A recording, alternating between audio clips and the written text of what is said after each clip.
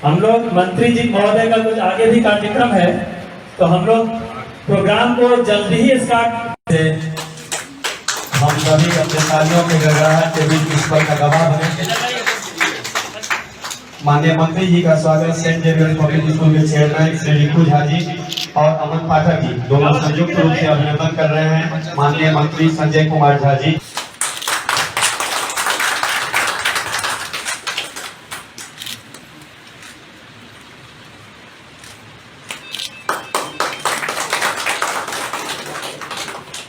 दीपो ब्रह्मा दीपो विष्णु दीपो देवो जनार्दनम। दीप प्रज्वलन के साथ इस कार्यक्रम का शुभ शुरुआत हो रहा है। माननीय मंत्री श्री संजय कुमार झा जी के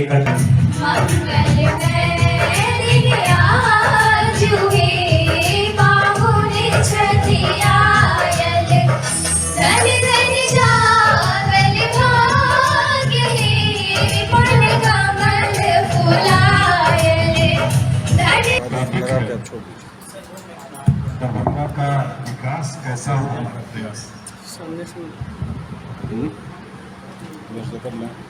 इसको थोड़ा आगे कर लीजिए ना, चलेगा। इस कार्यक्रम की अध्यक्षता कर रहे आदरणीय doctor Jaishankar Jha ji, doctor AK Gupta साहब, डॉक्टर RR प्रसाद जी, हम लोग के पार्टी के जिला के अध्यक्ष भाई गोपाल मंडल जी, RB खेतान जी, जीवानंद झा जी, माधव झा जी जदयू के नगर के अध्यक्ष हैं, सतीश सिंह जी हम लोग के पार्टी के नेता हैं, राम मोहन झा जी, हमारे अशोक सिंह जी पार्टी के नेता हैं, भोले भंडारी जी हैं हमारे पार्टी, निराला जी को देख रहा हूँ, बहुत सारे साथी यहाँ पर बैठे हुए हैं इस कार्यक्रम में। मैं सिर्फ 2-3 चीज़ जो मेरी समझ में आता है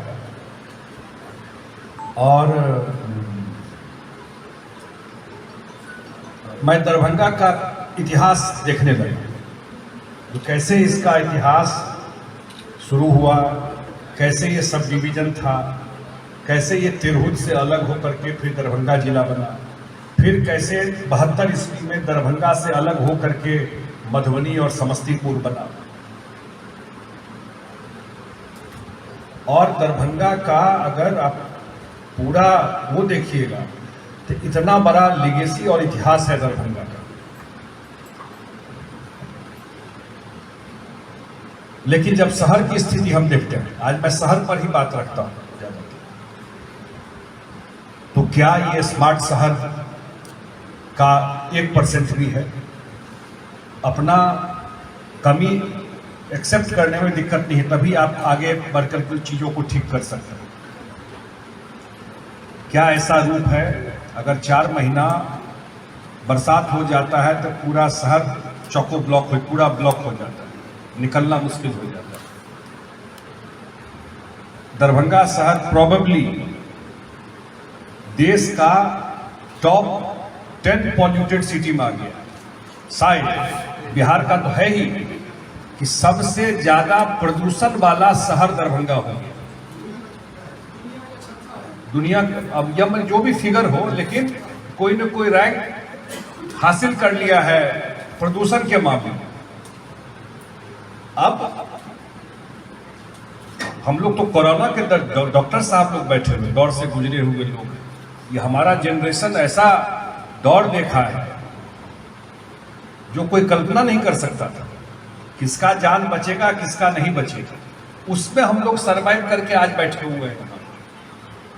तो आज अगर ये शहर इतना पॉल्यूटेड है, आज अगर शहर में इतना बड़ा जाम लगता है, अभी गोपाल जी बता रहे थे कि शहर में, मैं अभी पार्टी पॉलिटिक्स की बात नहीं करूंगा, लेकिन इतना बड़ा जाम लगता है आरोपी को लेकर, सॉल्यूशन होना चाहिए इस चीज का। यही के लोग हैं ना, कोई भी पार्टी हो, कोई भी सरकार हो, लेकिन उसका रास्ता निकलना चाहिए, शहर का एक्सपेंशन होना चाहिए। सब कुछ एक शहर में ही कंसंट्रेटेड हो गया, तो शहर का एक्सपेंशन ऑर्गेनाइज तरीके से होना चाहिए। ये भी नहीं कि बेतरतीब एक्सपेंशन हो जाए शहर का। दरभंगा का एक मॉडर्न रूप हो सकता है, और कोई चीज असंभव नहीं है। आज अगर पटना के बाद एक एयरपोर्ट दरभंगा में, मैंने आप लोग अदरवाइज इसको नहीं लीजिएगा, भागलपुर भी शहर है ना, मुजफ्फरपुर भी शहर है ना, पूर्णिया भी बड़ा शहर है ना, तो क्यों दरभंगा में ये एयरपोर्ट फंक्शनल है? वहां भी एमपी एमएलए है ना। ऐसा तो नहीं कि वहां पावरफुल समझदार एमपी नहीं है, ज्ञानी एमपी नहीं है, वहां समझदार एमएलए या मंत्री नहीं है। तो क्यों पटना के बाद अगर दूसरा सक्सेसफुल एयरपोर्ट केंद्र सरकार ने 200 से ज्यादा उड़ान स्कीम में एयरपोर्ट सैंक्शन किया है, 90% एयरपोर्ट फेल हो गया उड़ान स्कीम का। जितना एयरपोर्ट उड़ान स्कीम में खुला, सीएजी का रिपोर्ट आता है, वो ऑथेंटिक रिपोर्ट है, कैग का रिपोर्ट आता है, कंट्रोलर जनरल ऑफ इंडिया का, और उसके रिपोर्ट में है कि जितना एयरपोर्ट खुला देश भर में उड़ान स्कीम में, वो सारा एयरपोर्ट में 90% एयरपोर्ट फेल हो गया, और जो 5-7% सक्सेसफुल एयरपोर्ट हुआ उसमें दरभंगा नंबर 1 पे है। अब उड़ान स्कीम में क्या है, नॉलेज जानकारी रहनी चाहिए। उड़ान स्कीम का मतलब था हवाई चप्पल वाला भी प्लेन में चढ़ गए। अब ईमानदारी से मुझे बताइए, और यह था कि आप टैक्स में छूट देंगे तभी ना कॉस्ट कम लगेगा। पटना दिल्ली के एयरपोर्ट से दरभंगा के एयरपोर्ट को नहीं कंपेयर कर सकते।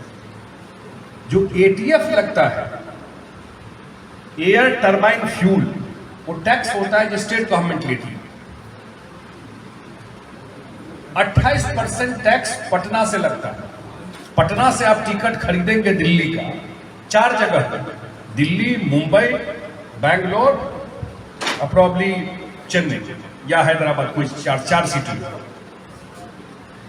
और वहां 28% टरबाइन फ्यूल चार्ज है। दरभंगा में बिहार सरकार 1% लेती है। तो उड़ान स्कीम का एयरपोर्ट है, उड़ान स्कीम का एयरपोर्ट है, ऑन रिकॉर्ड बता रहा हूं।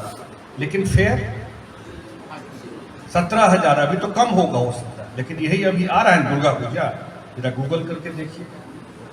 तो भाई क्यों नहीं, हम तो मिले भी। मैं कोई कहा ना, आज मैं कोई सिर्फ राजनीति के बियॉन्ड बात करूंगा। दिन भर तो हम लोग राजनीति का ही बात करते रहे, लेकिन अगर आज बैठे हुए हैं यहां, एक बार मन से जो समझ में आता है बात रखते हैं। होना चाहिए, हुआ कि लैंड एक्वायर करके देना चाहिए। डीएम दरभंगा ने नवंबर में हम लोग लगे, मैं मुख्यमंत्री जी को मैं इसलिए चर्चा कर रहा हूं, लेके आया था, जयनगर ले गया, जयनगर ले गया। कोरोना का फेज था, हमको लगता है 21 में या 20 में, को ध्यान नहीं आ रहा, 20 में, हाँ तो ये है 20 में ले गया वहां जयनगर में, क्योंकि कमला का हाल ठीक नहीं था, ऐसे ही ठीक चलो। और रास्ते में दरभंगा एयरपोर्ट पे बोल, उसी रास्ते से हम लोग जयनगर जा रहे थे, तो 5-10 मिनट रुके हुए, और वहीं से उन्होंने कहा कि नहीं भाई तुरंत लैंड एक्वायर करके दी। और वहीं से वो बात किए, उस समय जो मंत्री थे उस विभाग के, हरदीपुरी से, उसी एयरपोर्ट से, अब बोले कि ये सिर्फ इंटरनेशनल एयरपोर्ट भी होना चाहिए। आज जब ये एयरपोर्ट बन रहा है, दरभंगा का एयरपोर्ट का रनवे पटना के एयरपोर्ट के रनवे से 1.5 गुना बड़ा है। तो जो बड़ा प्लेन लैंड पटना में आप लैंड कीजिए, तो आपको बिल्कुल थर्ड वाला आता है फीलिंग, क्योंकि उसका रनवे का लेंथ छोटा है। तो कभी कभी ये भी आता है कहीं वो ओवरशूट नहीं कर जाए रनवे के आगे। दरभंगा का एयरपोर्ट, ये तो जो बड़ा जहाज होता है 380, 330, वो लैंड करने का आज कैपेसिटी है, बना हुआ। और जमीन ले करके दे दिया नवंबर में 24 एकड़, जो कि 24 एकड़ में वहां आईएलएस लगना है। आईएलएस हो गया, जो रनवे के ऊपर लाइट लगता है, नाइट लैंडिंग फैसिलिटी के लिए, कि रात में भी प्लेन लैंड कर सके। उसके आज तक उस पर काम नहीं हुआ। रेस्ट जो जमीन है उसका टर्मिनल बिल्डिंग उसका जमीन फरवरी में एक्वायर करके दे दी। ये एक्वायर करके बिहार सरकार को देना 342 करोड़ रुपए का जमीन 78 एकड़ जमीन बिहार सरकार एक्वायर करके दे दी। अब नवंबर से अभी हम लोग कब बात कर रहे हैं, हो गया अगस्त खत्म होने वाला, 10 महीना में टेंडर हो करके आधा काम हो जाता अगर किया जाता। आप मुझे बताइए कि क्यों इस पर प्रयास नहीं किया गया कि जब इतना सक्सेसफुल एयरपोर्ट है। आज हम लोगों को शर्म लगता है कि प्लास्टिक का चेयर वहां बैठ ले रहे हैं 20,000, आप बैठा रहे हैं प्लास्टिक के चेयर, तो कौन ठीक करेगा भाई इसको ले रहे हैं। ये एयरपोर्ट इतना सक्सेसफुल एयरपोर्ट है।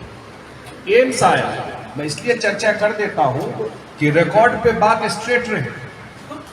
एम्स आया, क्या दरभंगा के किसी बुद्धिजीवी ने, कोई डेलीगेशन ने, किसी ने एम्स का उठाया था मुद्दा कि दरभंगा में एम्स आना चाहिए? कोई मूवमेंट हुआ हो, कोई आंदोलन हुआ हो, कोई लोग पता ही नहीं था एम्स आने वाला किसी को, तो कहां से आंदोलन होगा? और जब एम्स बिहार को मिला तो नीतीश जी ने तय किया कि दरभंगा में एम्स खोलेंगे। रिकॉर्ड, क्योंकि अगर 1270 करोड़ रुपया का एम्स निर्माण का बिल्डिंग भारत सरकार को बनाना है, मैं दोनों का सहयोग चाहिए, मैं ये कह रहा हूं, एक के सहयोग से नहीं होगा। अब मैं पॉलिटिक्स भी नहीं कर रहा हूं, लेकिन फैक्ट्स बता रहा हूं, फैक्ट्स पे गलत है तो मुझे काट दीजिए। और बिहार सरकार को उससे ज्यादा का जमीन एक्वायर करके देना है। 150 एकड़ जमीन का क्या वैल्यू होगा साहब? अभी 300 एकड़ लैंड फिलिंग कराना है, रोड बना के देना है अगर सोभन में बनता है तो। और बिहार सरकार ने क्या कहा कि भाई डीएमसीएच को भी डेवलप करेंगे और आपको देश में जहां भी एम्स बना है वो एम्स बना है ग्रीनफील्ड एरिया में, कोई भी एम्स किसी अस्पताल के अंदर नहीं बना है। पटना का एम्स कहां है? पीएमसीएच के अंदर है, आईजीएमएस के अंदर है कि पटना का एम्स फुलवारी में है, शहर से बाहर। ऐसा जगह दे दिया। आज अगर कोई सर्वे करा ले दरभंगा में तो 99% लोग कहेगा कि लोकेशन सही है, 99% लोग कहेगा, जो भी मिलते हैं वो कहते हैं वो लोकेशन सही है। हम देखे गवर्नर से मिलने गए हुए आ साधु संत को भी यूज कर लेते हैं। इस साधु संत का काम नहीं है भाई, जो भी साधु संत जाते हैं राजनीति के फेरा में मत पड़िए, आपका काम नहीं है, तब तो उसी खेमा में आपका ठप्पा लग जाएगा। आप कहे गए थे गवर्नर साहब से मिलने? कोई भी गए? बिहार सरकार तो जमीन एक्वायर करके दे दी है, पैसा सैंक्शन करके दे दिया है भरने के लिए। अगर बिहार सरकार की तरफ से कोई कमी हो तो आप क्वेश्चन कीजिए बिहार सरकार को, पकड़िए भी गलती की है। क्या आप चाहते हैं डीएमसीएच बंद कर दें? तो ये भी बताइए कि डीएमसीएच बंद करके एम्स खोलना? बिल्कुल नहीं चाहते। डीएमसीएच बंद करके एम्स खोलना है, यही बताइए। तो आप इसका मतलब दरभंगा के विकास के विरोधी है? जो लोग भी काम कर रहे हैं, जो लोग भी काम कर रहे हैं, सर एक बात हम कहना चाहते एक मिनट हमको बोलेंगे, हैं, संत वाला में थोड़ा नहीं जाना चाहिए। उसका कल आपको यूज मिलेगा, चीज हो रहा है तो आप बताइए कि गलत हो गया ये चीज। लेकिन सरकार ने टेंडर करके पैसा देना, क्योंकि मैं बिहार सरकार में मंत्री हूं तो इतना तो जवाबदेही से बोल सकता हूं। सरकार ने 8 पैकेज में टेंडर कराया। मुख्यमंत्री बोले कि भाई 8 पैकेज में इसलिए टेंडर कीजिए कि एक ठेकेदार को काम मिलेगा तो फिर मिट्टी भरने में टाइम लगेगा, 8 को मिलेगा। और जल संसाधन विभाग का मैं मंत्री हूं तो मैंने एनओसी दिया अपने विभाग से, सारा एफर्ट कर करके कि जो नदी है वहां पर खिरोई और बागमती, वहां से सारा मिट्टी हम देंगे उसमें भरने के लिए। सब लोग दरभंगा शहर में रहते हैं, ईमानदारी से बताइए डीएमसीएच में वाटर लॉगिंग नहीं होता, वार्ड में पानी नहीं जाता। ये कौन सा रॉकेट साइंस सब है कि डीएमसीएच में माने ठीक है और शोभन में नहीं बन सकता?